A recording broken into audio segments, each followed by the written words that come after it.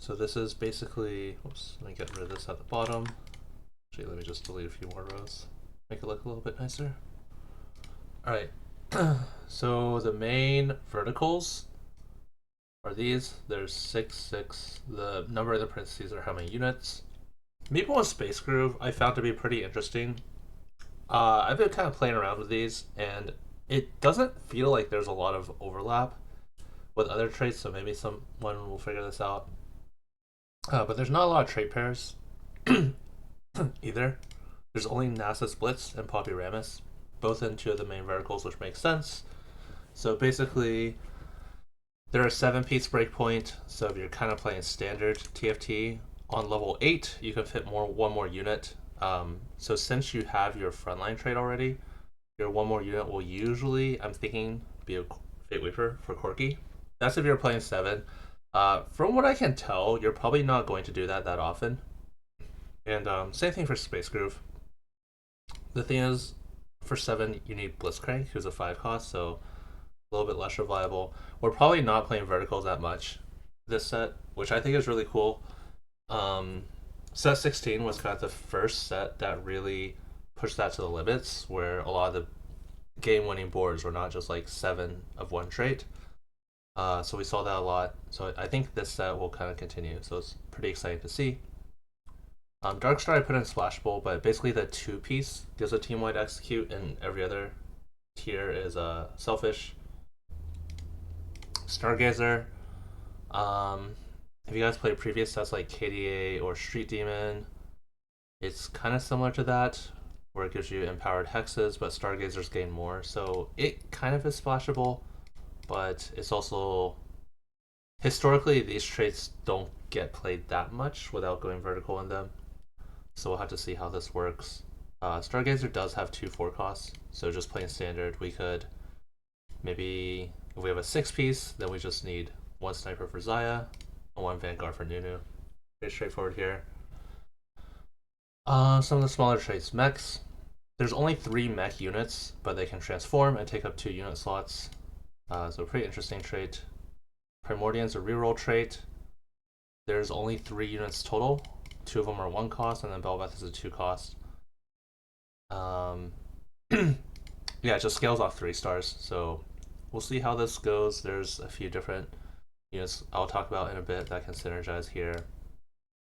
Timebreaker is similar to Darkstar, where the 2-piece gives you team-wide bonus, but 3 and 4 are selfish. This is similar to Piltover from set 16. So it's like you could splash 2 Piltover, but if you went more than that, you really want to be itemizing like Seraphine, T-Hex. Yeah. Arbiter. Arbiter is a really interesting trait. It's different every single game. Stargazer's also different every game. Stargazer's like Ionia, basically. And then Arbiter is kind of like that. Once you play around with it, you'll see. But you basically get to choose what it gives you from, I think, 3-ish choices. Yeah. Splashables. Nova. Nova is kind of like Guild or Heavenly. If you guys played those sets, Guild is all the way back at set 7. Heavenly was, I want to say, set 11. But basically, it's listed as 2-5 because you get an extra bonus on 5. But really, it's really more like a 2-3-4-5 because once you have 2 Nova, each unit will give you a unique effect, similar to Heavenly, I guess. And then you can play like 3, and then you'll get 3 of the unique effects for your entire board. So Nova, I think if you're just looking for synergy bots, looking into Nova is going to be really good. Okay, so it does work that way. Instead, you don't have to have the 5-piece to get the extra. Yeah, you can play 4 and you'll get the benefits of everything except the surge. I was also very confused on that when I was like playing. I wasn't like exactly sure if you had to have 5 to activate one of them or if it was yeah, it was kind of I kind of I'm not sure. unintuitive. Like, some people suggested it being listed like this. I'm not. Yeah, I don't really have strong feelings one way or the other, I guess. But yeah, it is a little unintuitive because the first time I saw this, I agree. I was like, oh, you have to jump from 2 to 5. That's kind of weird. Anyway, Yeah, I thought I honestly like first impression I thought it was like the mentor thing where like you want to like have like 1 or 4, and like yeah, anything in between just like was useless. That was like my first like thought on it, yeah. but I might even just list it like this. I feel like makes more sense. I don't know. Whatever. Um, so that gives you an item. The item is not as strong as a full item. It's only a 2-piece, so it makes sense that the item wouldn't be like crazy. Otherwise, this trait would be absolutely insane. Um, but it does give you an item, so I think in the early games it's going to be really strong. Late game, when you kind of already have your items that are stronger than psionic items, I don't think it's going to be like if you just have it, then sure, but I don't think it's going to be that good. 4-piece again is kind of selfish-ish. It'll give you another item, but then it also makes your psionic items better on psionics. Um, I haven't really seen anyone go for psionic yet, but yeah. And then anima is just a lost streak trait. It's a very, very, very traditional lost streak trait. Uh, One thing I don't like about anima, but it is what it is. It does not scale with stage, so I feel like this, if you get on 2-1, is just going to be it's gonna be insane if you get on 2-1.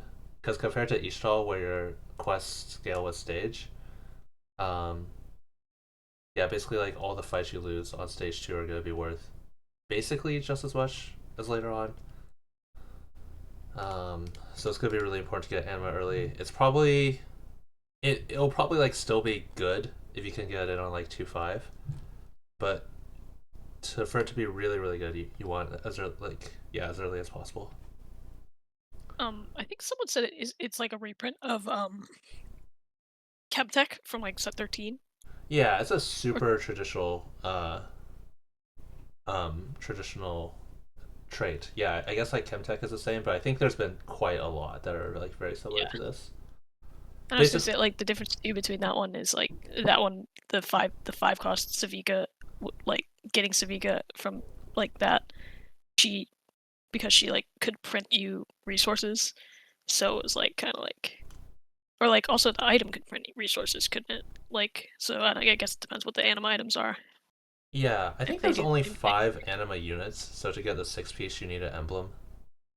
Yeah. Um, but yeah, basically like this trait, it's one we've seen a lot before. Each every single loss matters a lot. Like 10 loss gives you significantly better cash outs than like 8 loss, and like 8 loss gives you significantly better cash outs than like 6 loss. So every single loss is super important, which is why getting it on 2-1 and then going like 10 loss is just gonna be really strong. Okay, some one trait units.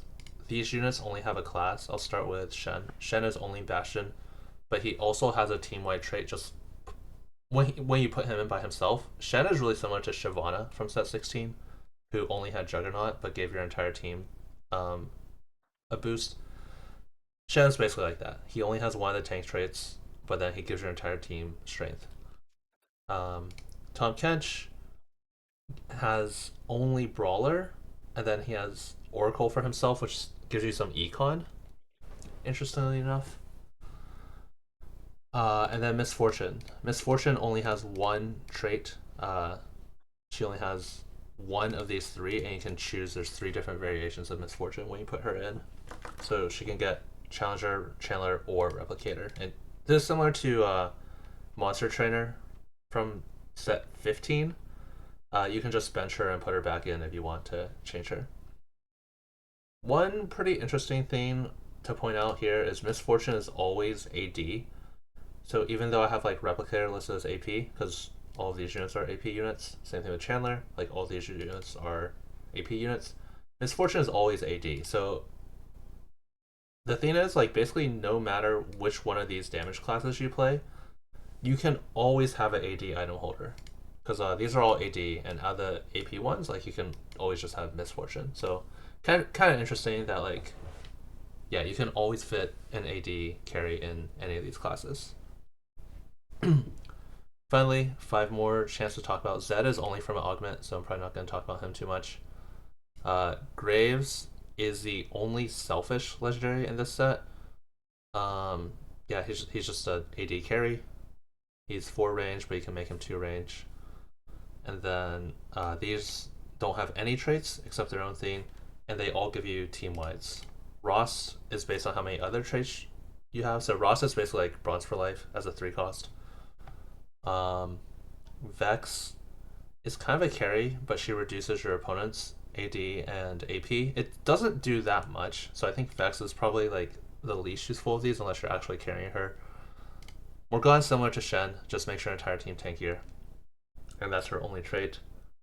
But yeah, besides Graves, every single legendary gives you like some sort of utility. Bard gives you Econ. Jin gives you like additional Shred and Sunder that stacks with Shred and Sunder. Fiora gives you Tactician healing. I guess Blitzcrank. Blitzcrank doesn't do anything either, I guess. Blitzcrank is basically Ionia set. Pretty much on an exact reprint. He's a AP carry that gets stronger after he revives the first time you kill him. And then Sona gives you like a mod every round that you can use on one unit to make him stronger. So I think that's like the high level summary of all the units and traits I want to cover. I guess does anyone have any questions here? Otherwise, we can move on to more specific units.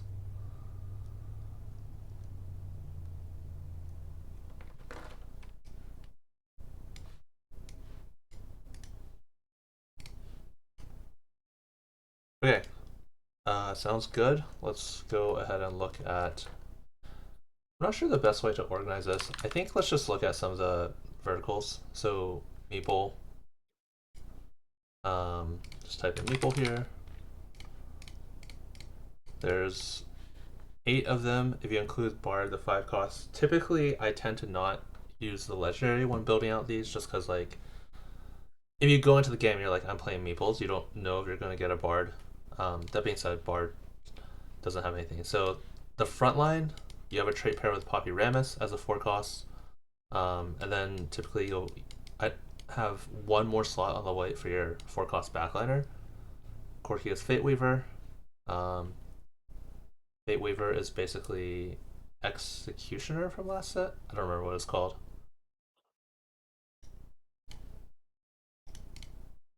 Oops. Vanquisher. Oh, Vanquisher. Yeah.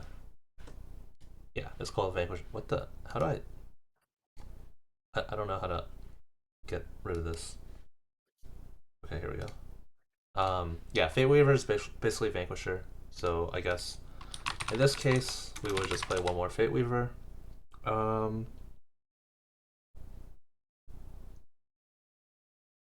Yeah, I guess like when looking for a synergy bot, a lot of times I'll look to see their other trait. So I already kind of mentioned how Nova is potentially a really good splash trait. Okay, this is illegible.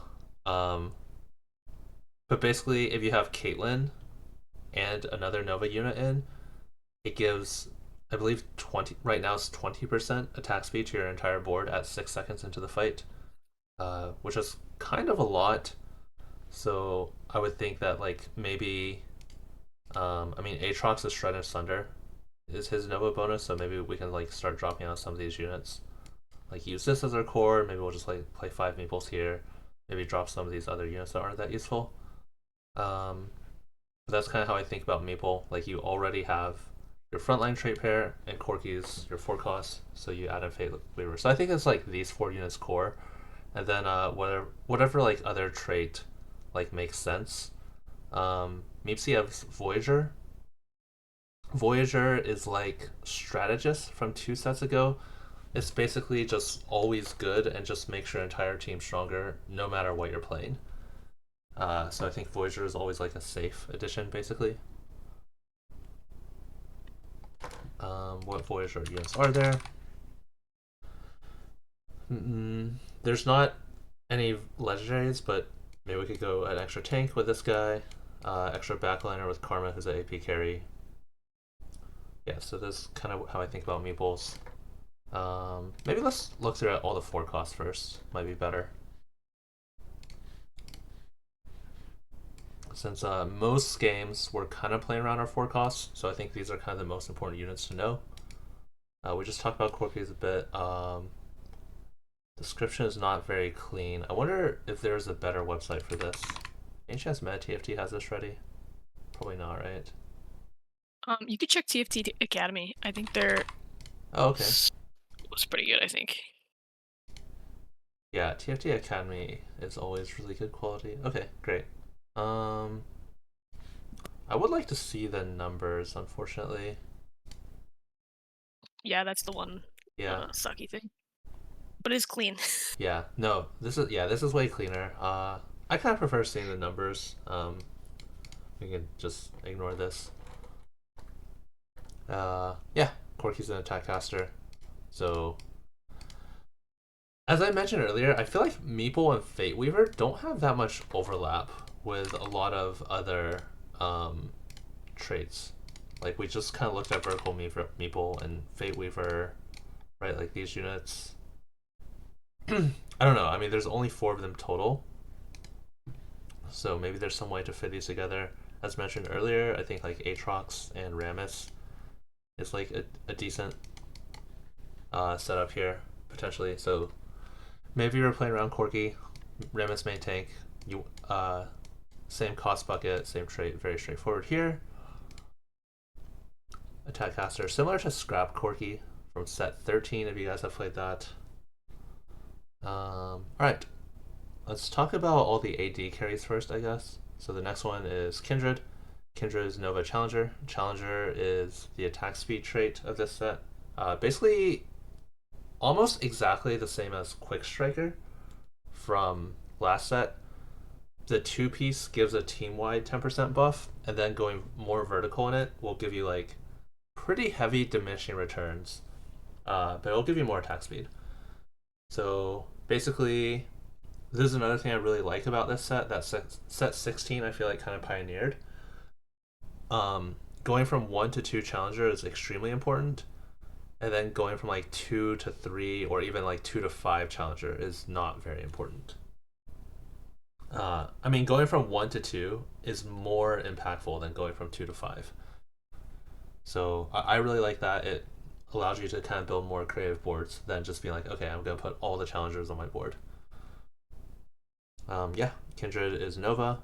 She has the weakest Nova bonus.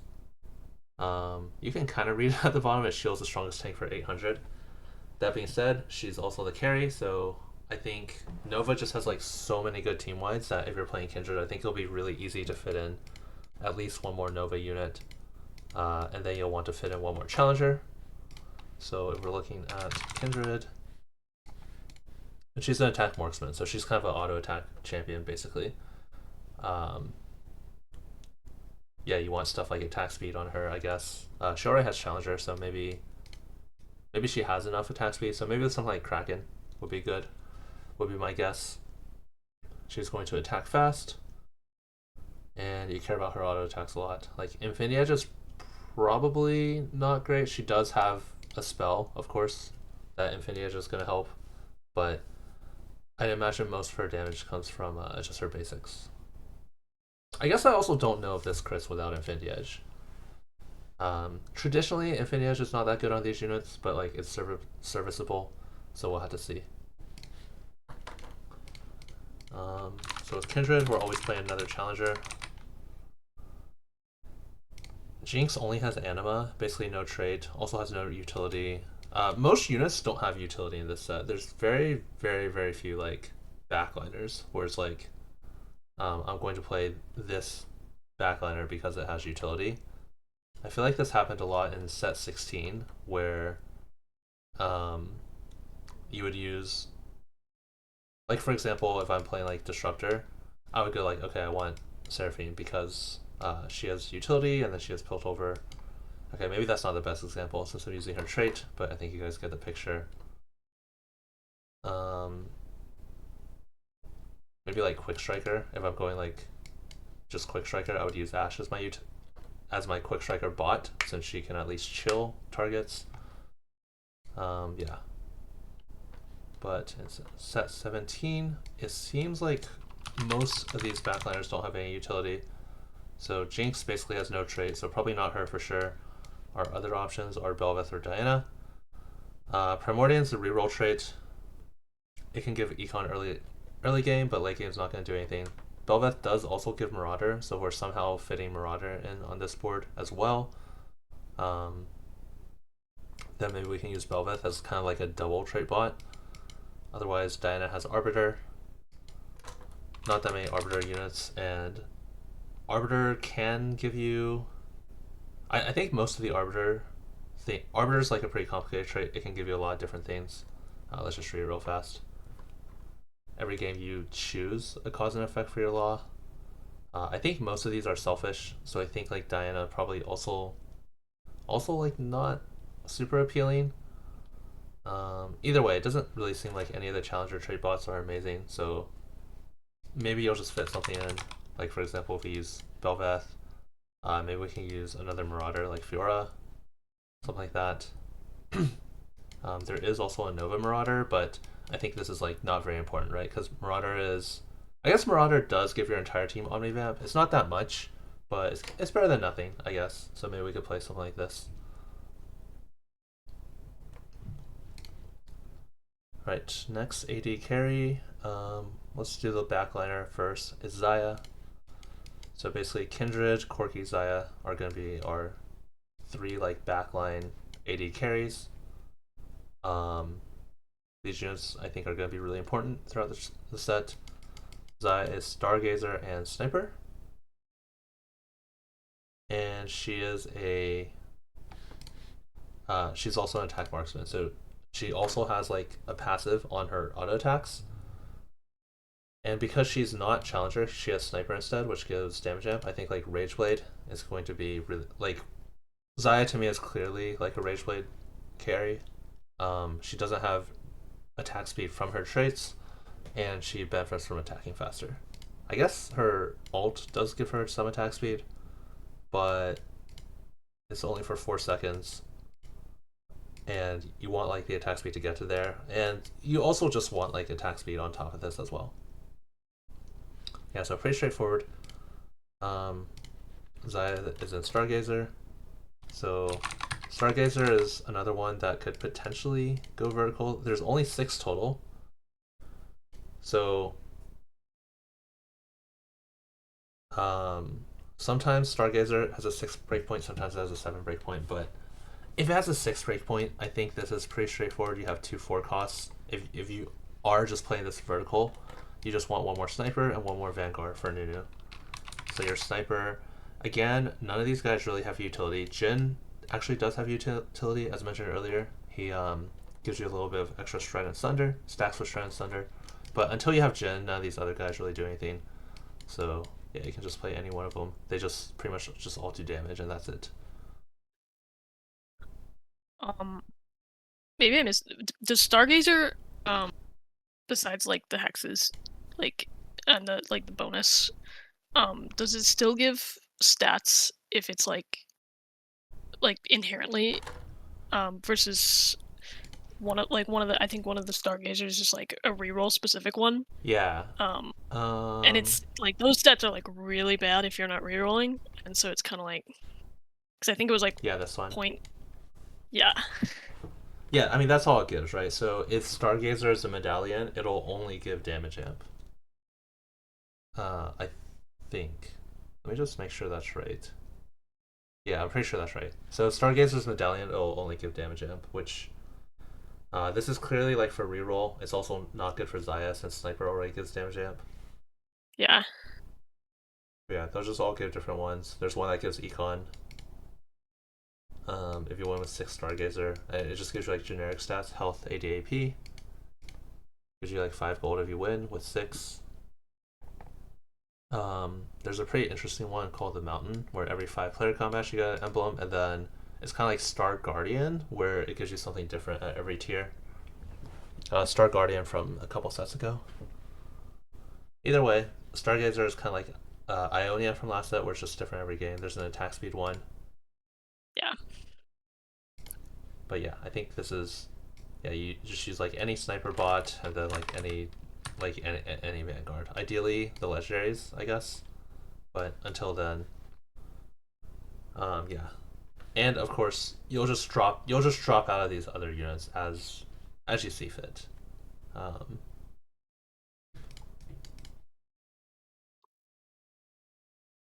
Like, let's just say it's maybe like something like this, which is tiered by 1. It's very easy to drop out one at a time, and then we can just add like team-wide traits, right? So maybe like Bastion, Shen has his own team-wide by himself, so this is going to be really good. We can just replace like Talon, who's, you know, like a useless 1 cost that only does damage, and kind of just work our way through there. We can even just, as mentioned, almost all the legendaries, like Morgana, just by herself, gives Dark Lady, makes your entire team tankier. So you can just slowly like pivot out your board like that. Alright, so that's all the AD carries. Let's talk about AP carries next. Aurelion Soul. So Aurelion Soul's mech. You can transform him. He takes up 2 unit slots and becomes stronger. We were talking about Aurelion Soul a bit in the chat before this, but the transformed Aurelion Soul gains. He doesn't auto attack at all, so I don't think he can use Shojin or Nasher. Instead, he gains mana just based on his attack speed, and probably also just from mana regen as well. But attack speed is more efficient between the two. So I would think Rageblade is good on Aurelion Soul. Not 100% sure. That's kind of my guess. Yeah, this is a description for the untransformed Aurelion Soul. Just shoots across the entire map. Kind of like maybe like Lux from previous set, where it shoots from one corner to the other corner, kind of like that. Ignores some magic resist, but yeah, when you transform him, I think he becomes a much more traditional front to back AP damage dealer. Yeah, I think like the transform version really wants Rageblade and does not want like Shojin or like Nasher. Overall, pretty straightforward. He's Mech and Chandler, so I think we'll definitely want to play one other Chandler at least with this guy. There's not that many options.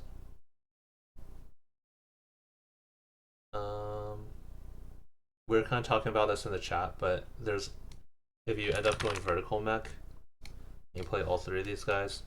The 6-piece gives you an extra team size. So basically, let's say we're already playing these 2 transformed. We can play a transformed Urgot, which would normally take up 2 slots, just for 1 slot is kind of how I think of it. And yeah, I was talking about in the chat, there's a lot of overlap with a couple traits. Psionic, this is a perfect synergy board. I don't know if this is actually going to be good, because this is actually this is 5 units, so this is actually a level 9 board with no legendaries, so this is probably not it. Darkstar also has a lot of overlap. We get Bruiser, Chandler, and most importantly, Voyager. I think Voyager, I kind of mentioned, is like, and Darkstar is also just the 2-piece. The 2-piece is kind of like a utility team-wide trait. So yeah, I think Voyager is one of those traits that's like strategist, where if you have 1 out of 2, you almost always want to play the second Voyager. Honestly, that's the same with a lot of the team-wide traits. I think that'll kind of be the same with Nova as well. Yeah, I think like Nova, Voyager, Challenger. Challenger was like Quick Striker, right?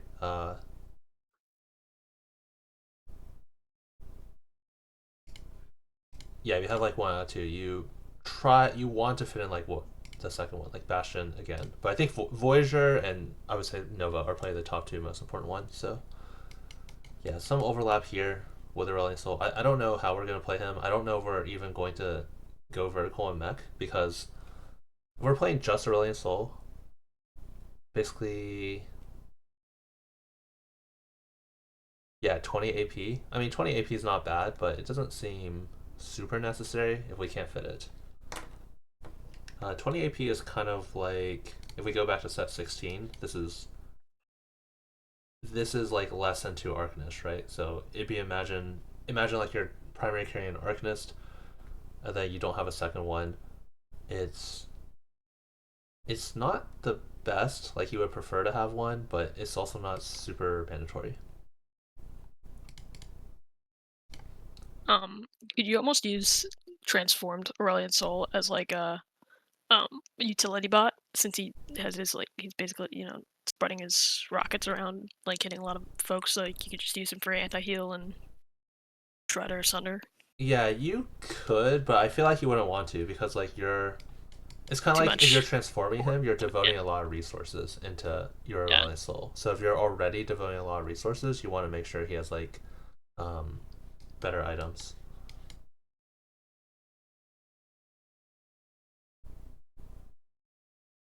That's kind of how I think of Aurelion Soul.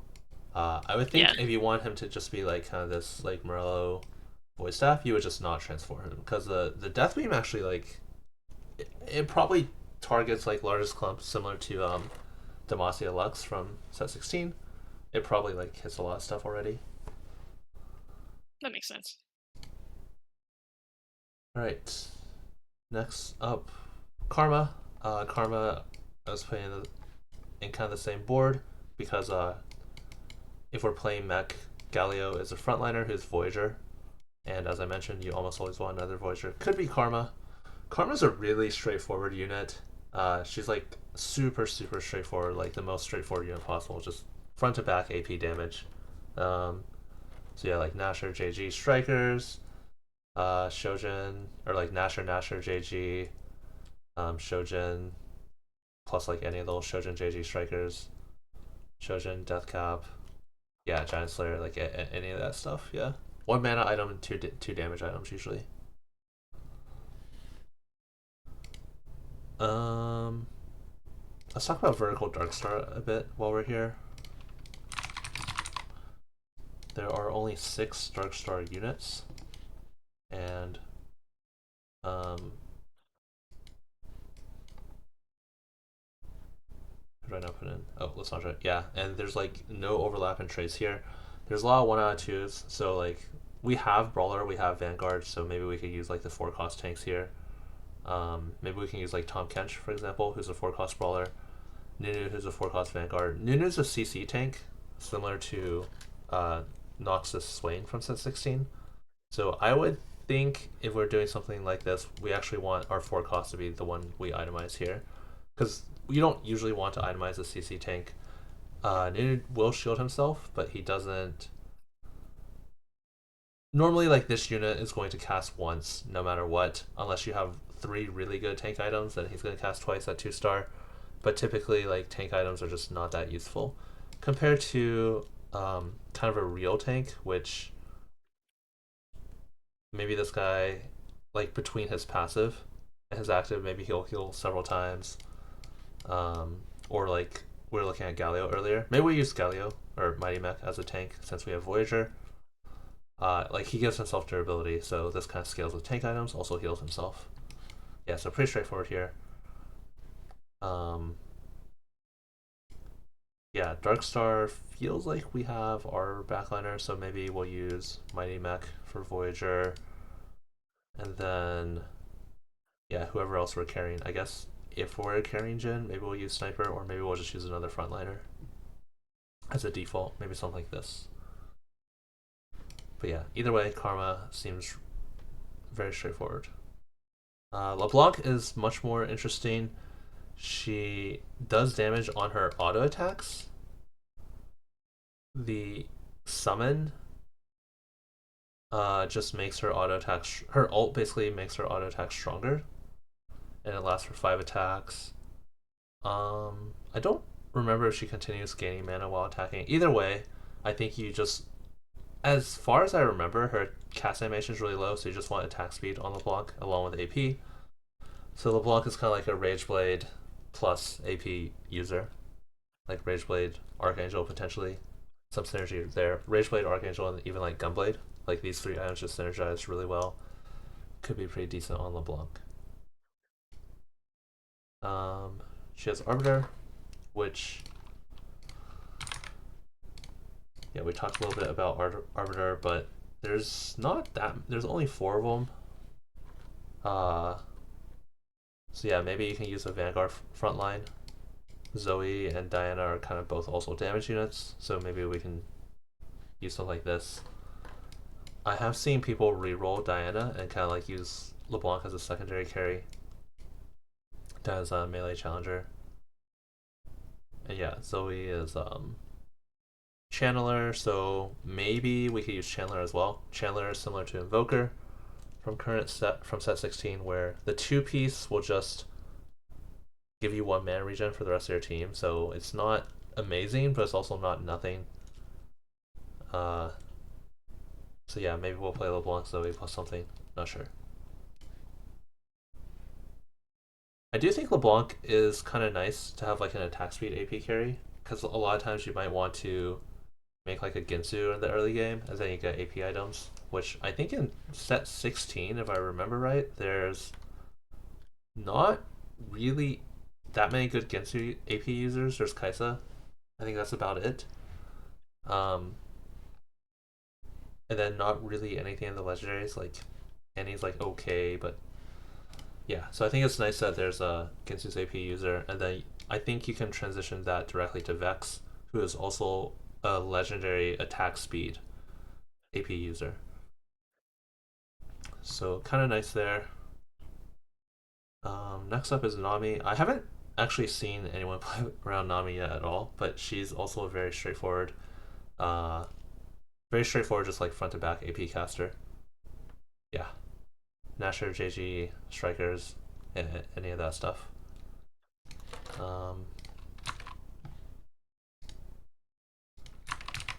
Nami is replicator, which, yeah, I think a lot of the traits are just like they're pretty much like not really designed to go vertical in, which I think is good.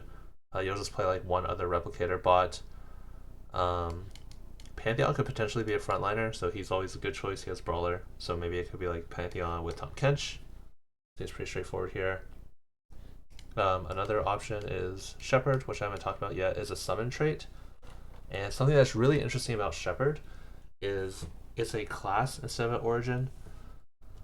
That doesn't really mean that much, but it just basically means the Shepherd units kind of have like different secondary traits. As I put in the frontline splashable here. So these are basically like the 4 frontline traits. So you're not really going to see something like Noxus Darius in set 16, who's basically Defender is basically Bastion, right? So you're not really going to see something like that where he's Noxus and Defender, or like Briar and Swain, who are like Noxus and Juggernaut. Shepherd, instead, they're going to have an Origin usually to go along with it.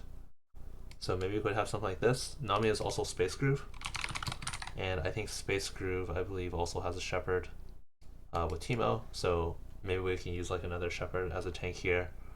Let's just see what they are. The Shepherd tanks could potentially be like Alawi. Space Groove also has a Vanguard. It actually has 2 Vanguards. So maybe something like this. Basically, Lissandra, Alawi, and Teemo being our Shepherds. Lissandra being our Replicator. Yeah, let's just throw in all the other Space Groove units for now. It's a 7-piece, but there's also exactly 7, and one of them is a legendary. So I think 7 Space Groove is...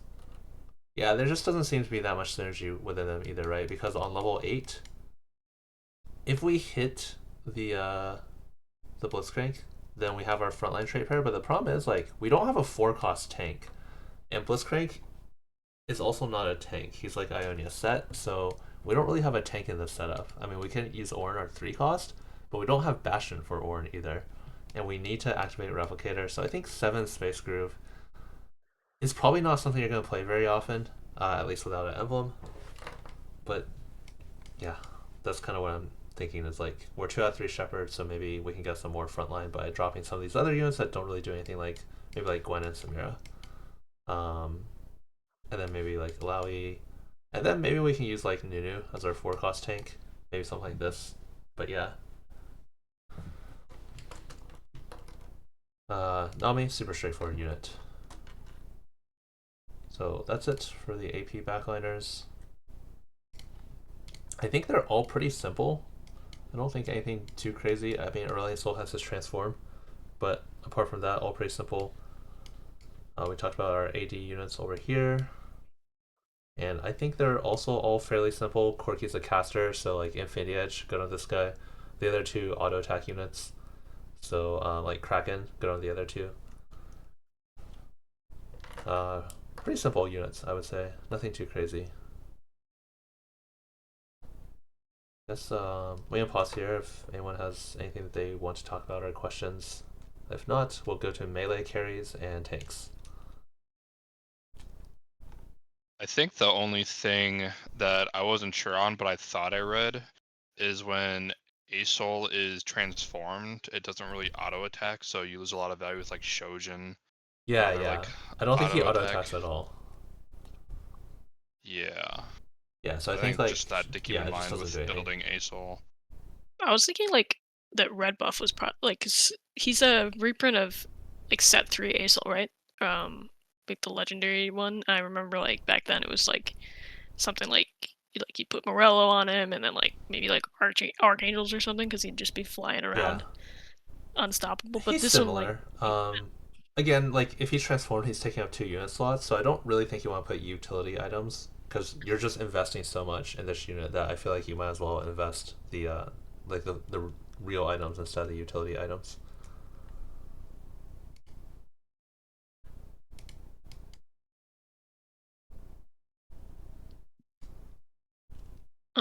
stuff like Gunblade probably or like like flat AP and then like Gunblade since it's like constantly sort of like the same as the channel I guess. Yeah, I But would since think it's like casting constantly. oh I forgot about LeBlanc also. Yeah, so I would think like Rageblade is probably good. I think he scales pretty well with attack speed as far as I know, and then AP is just always good for pretty much any of these units. Um, Interestingly enough, none of the traits actually give you that much AP. Yeah, so I think AP is going to be at like a premium this set. Like rods, I think are going to be really good. Basically, like items like Death Cap on like Arcnus Lux, Demacia Lux, for example, have some diminishing returns with Arcnus, but there's just so few things in this entire set that give you AP. I mean, I guess like Mech gives you AP, but it's not like a ton. But either way, yeah, I think like Ginsu has good synergy with Archangel and Gunblade. Like this combination kind of like stalls out fights, and then you scale up. So yeah, could be something like this. Red buff I think is definitely fine. Red buff is kind of a utility item, but it's also just a little overstated for how hard it is to build two bows, which is oftentimes the most desirable component. So yeah, Yeah, you could probably like think of it. I mean, it's obviously it's also like an AP carry, but sort of like the rest, like when the AD Rageblade carries of the past, where like if you got stuck with like red buff, like or at least like it's like if you almost had the opportunity to build red buff, yeah, you'd yeah, probably be fine with it because you could go red buff plus like DB or something else. It's just like that you don't often get enough bows to like be able to make a red buff yeah. and other stuff. Red is pretty much just a replacement for Rageblade on any Rageblade unit for the most part. Um, yeah. So there's all the AP units. Again, these two are super straightforward. These two can both use attack speed when Asol's transformed. Okay, let's look at melee units next. I think there's only 2 of them. Let me just double check. Yeah, there's only 2 of them. Master Yi and Riven. I think between the two, Riven seems a little harder to fit just because of her traits. So Timebreaker doesn't really benefit her at all. She doesn't really benefit that much from attack speed. So it's basically just Rogue, and then Rogues. I don't know. I feel like the Rogues just like don't really have that much utility, and don't also really have that much useful traits. Um, I mean, I guess like maybe you could go Kaisa and then go a second Dark Star, for example. But yeah, I think like Riven is kind of hard to activate her traits, but she'll probably just be good, and maybe just like like something as simple as this, basically. And then Maybe she you could don't be really like need Timebreaker. an emblem bot, or not an emblem bot, but like if you get emblems, maybe she's like very slottable into like different comps with like an emblem or something like that. Yeah, like if you have Rogue Emblem, you can Yeah. just play her and put this on basically any melee unit. But the thing is, there's not that many melee units either. So maybe I don't know. Yeah. I mean, Master Yi Marauder, I think, is similar, where it's a little hard to fit. I think it's a little easier to fit because first of all, there's a Nova Marauder. Nova again, I think is the most splashable trait. Akali gives all your units precision, which is the Infinity Edge effect. There's Or also wait, what's the Nova? Like this could Ribbon be like the heavenly Yone or whatever it was back in like that takes the yeah. like the heavenly spat and then just like slides in. Yeah. Yeah, set 11 basically had the one cost, which is like a heavenly is executioner, I don't remember what it's called. Basically the crit trait. But Yone kind of like slot into heavenly because you already had executioner automatic for him, but there's no like Nova Rogue. So I That don't makes sense. think it's I would think like Nova Emblem could potentially be I mean, I think Master Yi would be more of like the Nova Emblem because you already have Marauder if you're playing Akali, which gives your entire team precision. Oh, that makes sense. But yeah, Master Yi seems a little bit easier to kind of fit because 2 Psionic is going to be fine. 2 Marauder, there's easier ways to get it. Akali as mentioned. Urgot is Marauder and Brawler, so if we're playing like a Tahm Kench main tank, we can get kind of double value from this guy. There's also a legendary, so if we're maybe playing Fast 9, maybe there's something here. I'm not entirely sure. We can get in Psionic as well with Zona potentially. Either way, what the units themselves do, Master Yi is a auto attack unit.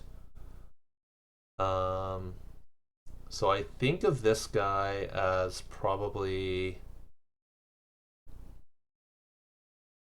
maybe like a Titans BT user, potentially even like a. I would think his itemization is like would be similar to Warwick. He also kind of has the same um, ability style as Warwick, where he starts off not having bonus attack speed, not having Omnivan, but then he gives himself those things. So yeah, I would think his itemization would probably be like similar-ish to Warwick. I'm not really sure exactly what you would go on this guy. Maybe just something like this. I don't really know. Either way, he's a auto attacker. Riven, on the other hand, is not an auto attacker. She's a caster. So this would be similar to who is even in set 16. So this would be similar to like Renekton, Ambessa. Yeah. Oh, Ambessa is probably be the most similar. Yeah. So Riven is basically Ambessa. 20 mana unit. All of her damage is going to come from her ability. But instead of getting recessed, she'll shield herself. So Riven also has a really interesting passive where you can go AD or AP items on her either way. But I think flat AD and AP are both good since that'll also scale her shield. So I think like Deathblade. I don't think you can mix and match. Yeah, you can't mix and match. But I think Deathblade or Deathcap, like one of these items, are gonna be like really good on her. And then probably just like straight damage is going to be better than lifesteal because damage will help you get shield. Edge of Knight is probably going to be fine, although she does have Rogue. So yeah, maybe just something, I don't know, maybe something like this is going to be good. I'm not sure exactly. Sterex is probably going to be amazing actually. Just gives a lot of AD. Yeah. So yeah, something like this looks great. You can also go AP as well. So maybe something along these lines. You can use Crown Guard. Yeah. Either one. Either way. Similar to Ambessa from current set. Noxus Ambessa. Would blue buff ever come back as the melee item of choice? No. Or is it? It's only 20 mana though, right? So it's Yeah, well, blue Riven used to like this is kind of a reprint of set 4 Riven, but blue Yeah, back then was whenever you cast an ability, you gain 20 mana. So it's basically she just permacast, right? You use the yeah, ability, you gain 20 mana. So blue is very different now. It just gives you regen, which is not very good on Riven. You'd rather just have more makes sense. damage. Yeah, it's just because blue's like a completely different item now. Um, yeah, I just think like as much AD as possible is ideal. So like Sterix is going to be really good. Even like multiple Sterix if we can get it, that's why it's going to be good. And then just like damage. I think Edge will be fine, but she also has Rogue, and she's also inherently a little bit tanky from her shield. So I think something along these lines. Maybe a little bit of lifesteal, like Gunblade is going to be fine. I don't think like BT is going to be like terrible, but since she's already shielding herself, I'd imagine you want more damage. Maybe Titans will be good. Yeah, something like this. Either way, it seems if you are itemizing a Riven, you'll want to slot Rogue in, but the problem is there's just not that many useful rogues. As mentioned earlier, maybe Kaisa plus another Darkstar. Yeah, there's just like not a lot of good synergy bots. Like all these other rogue units just only do damage and nothing else. I mean, Kaisa is the same, only does damage and nothing else, but at least she has Darkstar, which is potentially a team-wide trait here. So yeah, I think I mean it's really good that there's not an obvious like, oh, this rogue stuns units, right? So you just always play that as your synergy bot. So I think this is makes a TFT set design a lot more interesting, where you have a lot more options. Where maybe I'm playing Space Groove, so I'll use Gwen just for her Space Groove. Right, so those are the melee units. Lastly, we have our 4 tanks. There's almost always 4 cost tanks in every set. Last set was an exception, of course, because it was so big. But these are the last 4 costs that we haven't talked about yet. Nunu's a CC tank. Already talked about him a little bit. Basically, like the Noxus Swain of the current set, stuns entire board. Doesn't use items that well. Will probably cast once unless you have really good items on him to start. Um, yeah, I mean just good to have basically. Especially if we can use his traits. Tom Kench only has Brawler basically. Oracle is an econ trait. Every 3 rounds it gives you. This can also give you like item components. Yeah. Yeah, the loot was kind of crazy. I think it gave like 5 cost units, like gold Yeah. components. I think it scales with something. Uh, but I don't know if it scales with stage or like how many times you've cashed it out. But I feel like by the end of the game, I was seeing it give better rewards, but I'm not really sure. Either way, I mean, he's just one of the 4 tanks. So whenever you're playing brawler, Tom Kench is going to be a decent main tank option.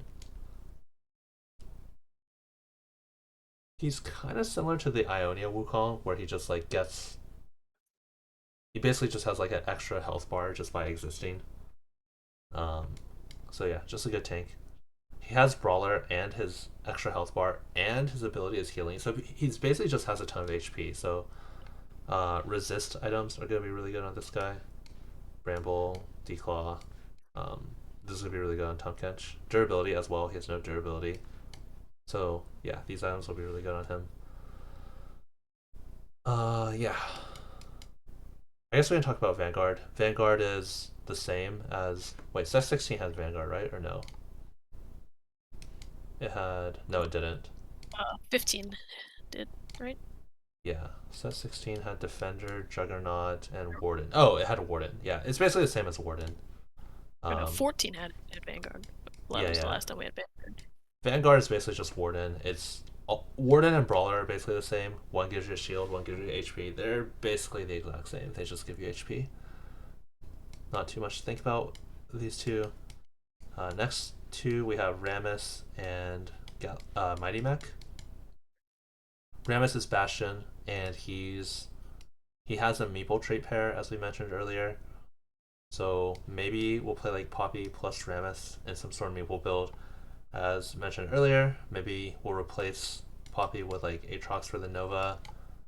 There's also Shen, who just has a really good trait just by existing. Honestly, like a really, really insane trait just by playing Shen on your board. So, yeah, I think like if you have this setup, like 2-star Rammus with Shen, I think this is going to be like an extremely, extremely good frontline setup. Yeah, you don't really need Meeple, I think. It's nice to have, but probably don't need it. Yeah.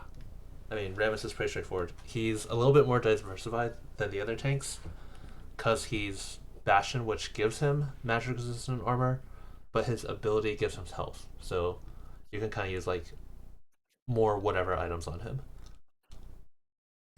So yeah, Rammus pretty straightforward, just a good tank to have. And the last one is Mighty Mech. This guy has Voyager. So as mentioned earlier, when you're playing Voyager, you almost always want to fit in one more. They all have kind of their own traits, but I think the most common one you'll play is like Karma plus another Dark Star would be my guess. And then Karma could even be your backline carry. Not entirely sure. I mean, if we're playing Meeple, obviously we already have this guy. If we're playing Sonic, we already have this guy, but yeah. Mighty Mech is also a pretty diversified tank because he gives himself durability and healing. So this guy wants resists, basically. Between durability, HP, and resist, those are kind of like the 3 tank traits you want to diversify. When you transform him, he only gains extra damage, I believe. But when you transform any mech, they also gain 60% health, which is kind of a lot.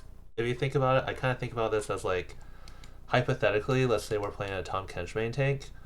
We almost always play like a Bruiser Synergy bot, which gives him an extra 25% health. So, right, like let's just say we're playing another brawler as a synergy bot to give this guy 25% more health. Instead, if we're playing just Mighty Mech, by transforming him, that is basically using that slot as a synergy bot. It gives him 60% more health. So I think if this guy's your main tank and he's like a big part of your board, the transform seems very, very valuable. You can almost think of it as playing like 6 brawler for 1 extra unit slot in terms of like making him stronger.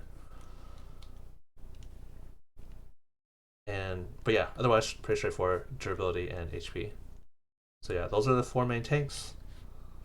Nunu CT tank, and the other 3 are, yeah, they're all pretty normal. I wouldn't say like anything is too crazy amounts with any of these. Overall, like nothing that's super complicated amounts of 4 costs, I would say. So yeah, start with 4 costs because I think those are the most important units to talk about. Does anyone have any questions or anything they want to talk about right now?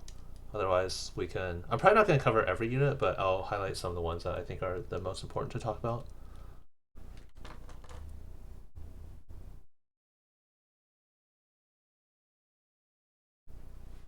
Okay.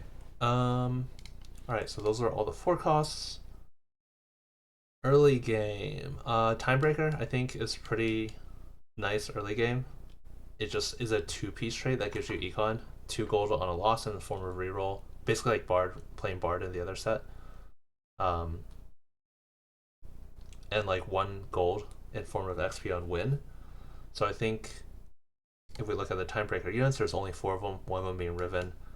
So I think Pantheon is going to be a pretty good early hold, just because we really don't want to play 2 Timebreakers that have no other combat synergy as our backline. But if we do have Pantheon, then we can fit in. I mean, it's pretty easy here, like, right? We can fit in any brawler and any sniper in this case. And then maybe we can play like a board like this, get a little bit of extra econ. If we hit some upgrades, we can definitely win rounds off this.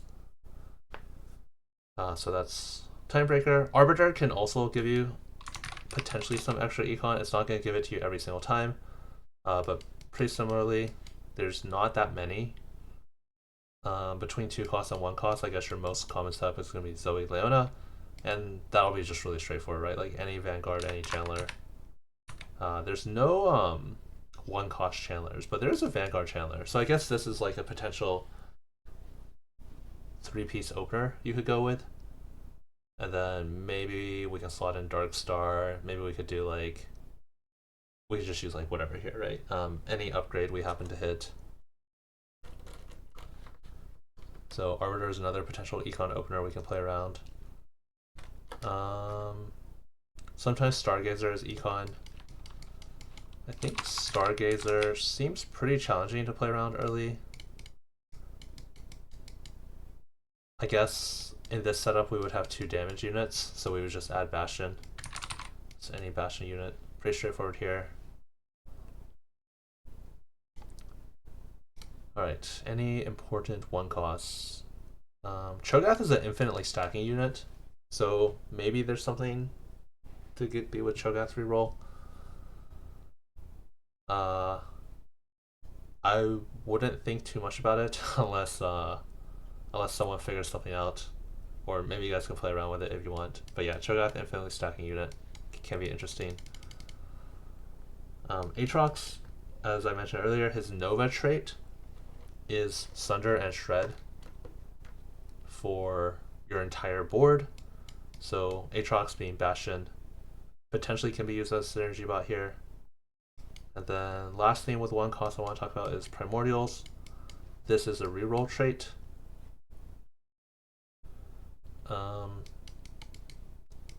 Rek'Sai's a tank, this guy's a rogue, Bel'Veth is Challenger and Marauder, so I'm not entirely sure what this would be. There is some overlap with Nova. So I was thinking like maybe something like this. Kindred would obviously come like way later. You could just use like any other Challenger until then. So yeah, I'm not entirely sure, but this is kind of what I think of potentially for Primordian. And yeah, I think that's everything for 1 cost. For 2 costs, anything interesting? Not really, I would say. They're all pretty straightforward units.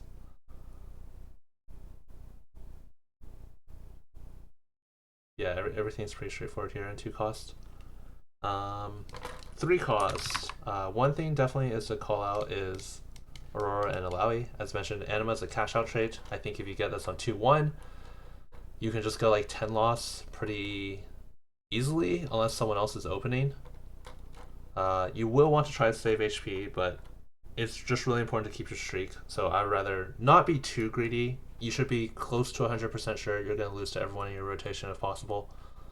And then yeah, if you go 10 loss, you'll probably win the game, which should not be that hard to do. But you'll need one of these 3 costs, and or maybe both, because these are all the cheap anima units you can get besides the. I was wondering why Blitzcrank showed up. It's because he's party animal. But yeah, besides Fiora, these are all the units. So you'll usually need one of these, maybe both.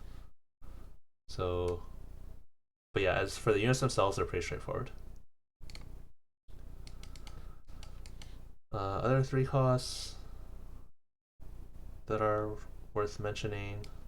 Misfortune we already talked about. So when you put her in, she has 1 of these traits, and she gets a different ability for each one. Obviously, we don't really know what ability is the best one yet. I think she's usually a caster. I think like no matter what. So like Infinity Edge will be good on her. I think always no matter what. Maybe Challenger might be auto attack. I don't really know. I've seen 2 of them for sure, and they're both casters. Urgot, we can talk about Urgot's transformation. So as a baseline, he has a very high attack speed. He's kind of just a pretty straightforward, like, short range auto attack unit. When he transforms, he has a very low attack speed, but he gains. He just does more damage basically. It's pretty straightforward.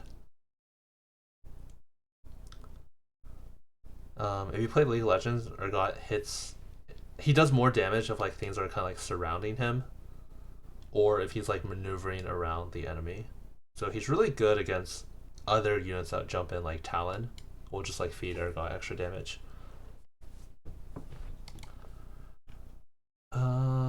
anything else in 3 costs? The last one is Rost. Rost basically doesn't have any trait except Redeemer, which basically just gives you like bronze for life. So I don't know how good this unit is as a standalone, but could potentially be good as like kind of one of those games where like you're low rolling stuck level 8 and you have enough to like barely go 9 and you can't really play anything. Like Ross could be a decent addition, but then again, like all these legendaries also give really good just one of, like just playing like Morgana obviously gives you your team wide damage reduction. I think Shen is the most crazy out of all of them. I kind of expect this to get nerfed, like 20% attack speed and max health shield. Like playing 2 challenger gives 10% attack speed. This you can basically give it to all your relevant carries. I think this is pretty crazy. Alright, so that's it for 3 costs. Let's talk about legendaries next. Bard will give you some econ with his ability. He kind of kidnaps enemy units.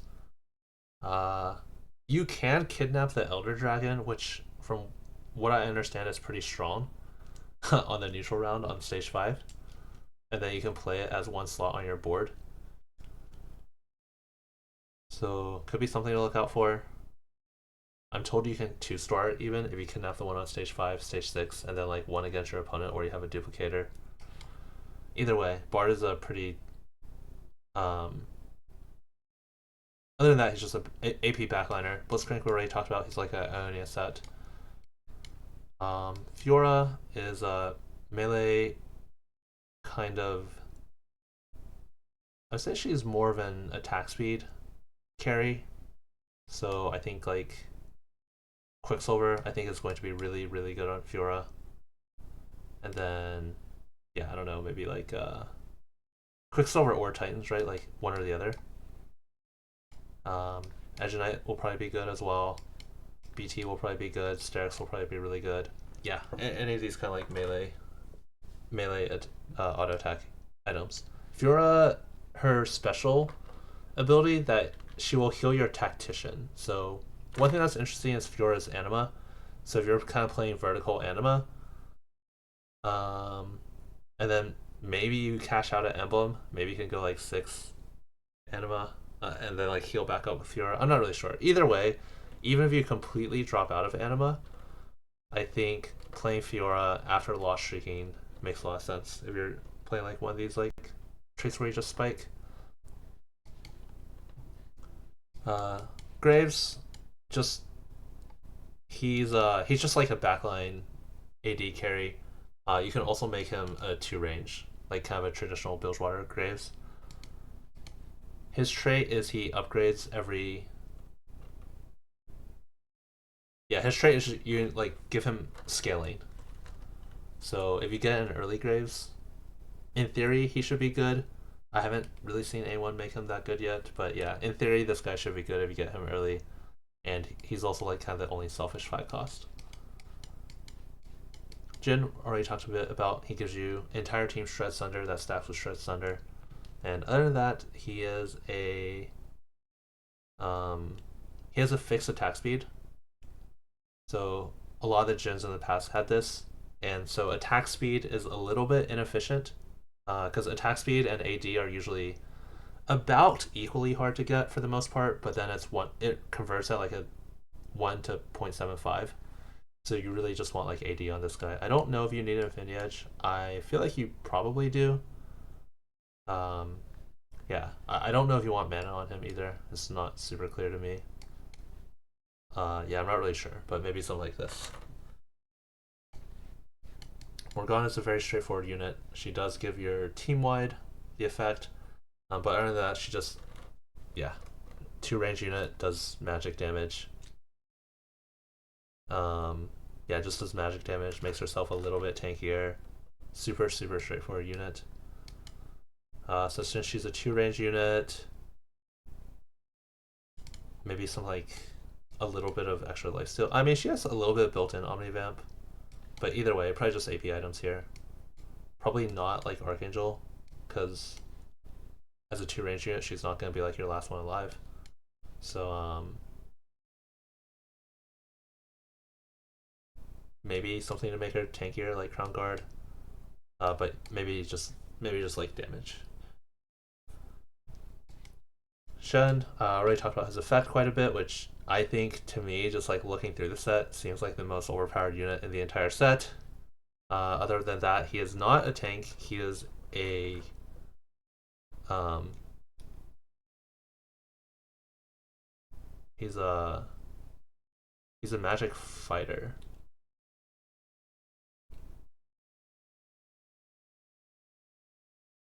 Yeah, I'm not really sure what kind of items you want on this guy, but he definitely does not really make himself tanky.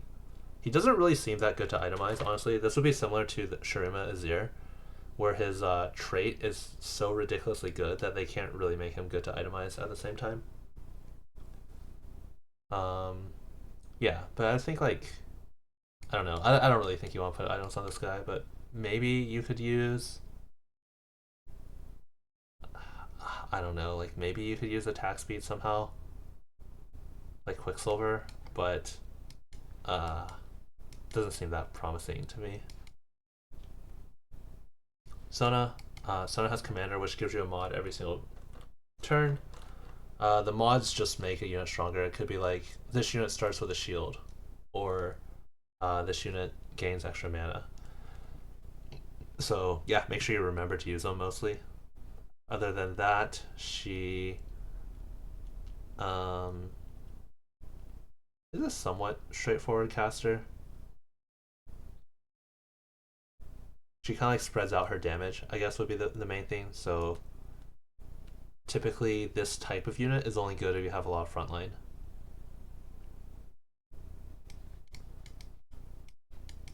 Last one is Vex. I guess one more actually.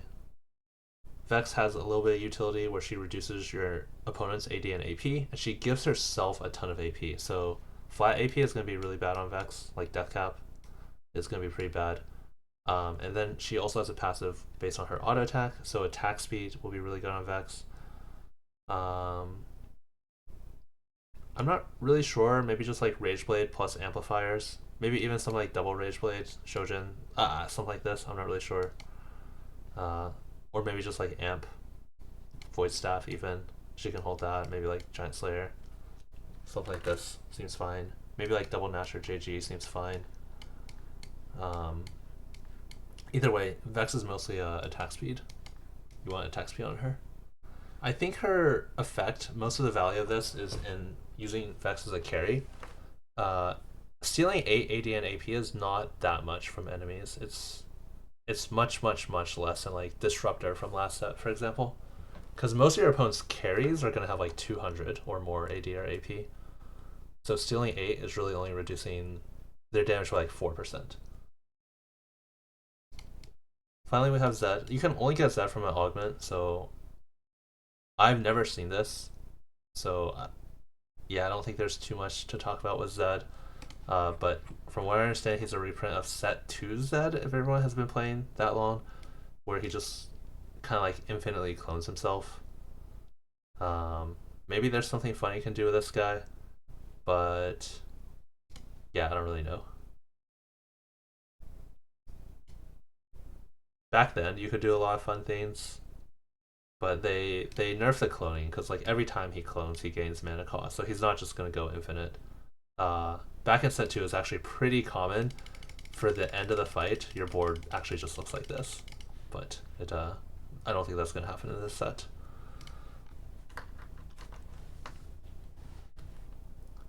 Okay, I think that's it for pretty much every unit and trait I want to talk about in this set. Let me just look through the traits again real fast and see if there's anything I missed.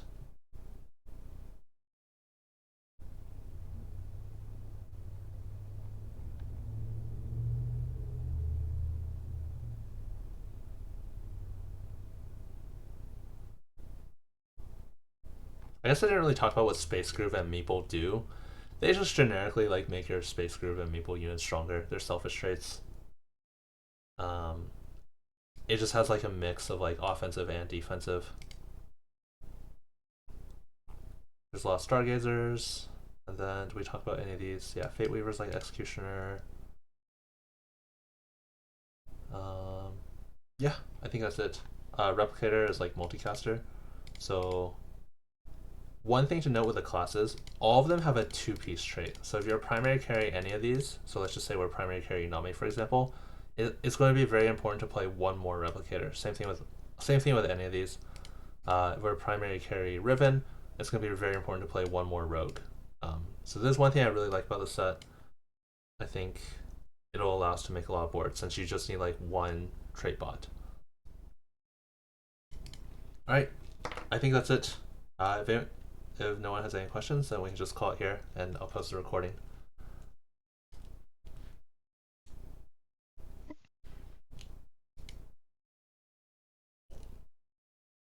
Okay then, thank you. Thank you.